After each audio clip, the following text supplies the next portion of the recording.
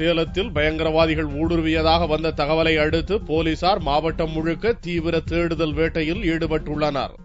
சேலம் ஏற்காடு மலையடிவாரத்தை ஒட்டி குப்பனூர், தொட்டிமடுவு உள்ளிட்ட பகுதிகளில் கடந்த சில நாட்களுக்கு முன்பு 7 பேர் கொண்ட கும்பல் துப்பாக்கி உள்ளிட்ட ஆயுதங்களுடன் சீருடை அணிந்து நடமாடியதாகவும் கூடாரங்கள் அமைக்கப்பட்டிருந்ததாகவும் அப்பகுதிக்கு சென்ற பொதுமக்கள் போலீசாரிடம் தகவல் தெரிவித்தனர்.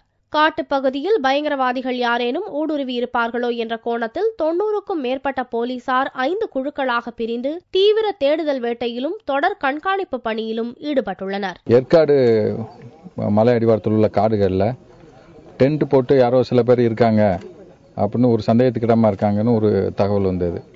ஒரு ஏடிஎஸ்பி, 4 டிஎஸ்பி, 90 அதர்ஸ் கொண்ட ஒரு போலீஸ் டீம் வந்து எல்லா இடத்தையும் சர்ச் பண்ணோம். இப்போ நாங்கள் தேடி பார்த்ததில் அங்கே யாரும் இல்லை, தங்கியிருந்ததுக்கான எந்த அடையாளமும் இல்லை. அது தவறான தகவலாக இருக்குது. இருந்தாலும் நாங்கள் தொடர்ந்து விசாரிச்சுட்டு இருக்கிறோம். ஏற்காடு மலைப்பகுதியில் பயங்கரவாதிகள் ஊடுருவி இருப்பதாக வந்த தகவலை தொடர்ந்து வாகன தணிக்கையும் தீவிரப்படுத்தப்பட்டுள்ளது.